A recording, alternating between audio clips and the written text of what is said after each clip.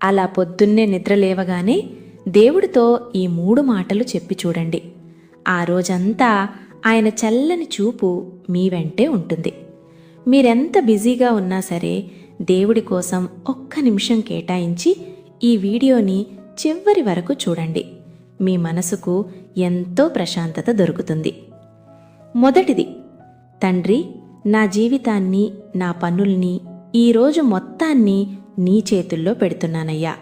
నేను వేసే ప్రతి అడుగు, మాట్లాడే ప్రతి మాట, తీసుకునే ప్రతి నిర్ణయం అన్నీ నీ కంట్రోల్లోనే ఉంచుకో.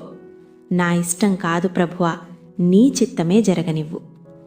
రెండోది, నువ్వు తోడు లేకపోతే నేను శూన్యమని నాకు తెలుసయ్యా. నీ అద్భుతమైన ప్లాన్ ప్రకారం నా ఆలోచనల్ని, నా పనుల్ని నువ్వే దారి చూపించి నడిపించు. పొద్దున్నే లేచినప్పటినుంచి రాత్రి పడుకునే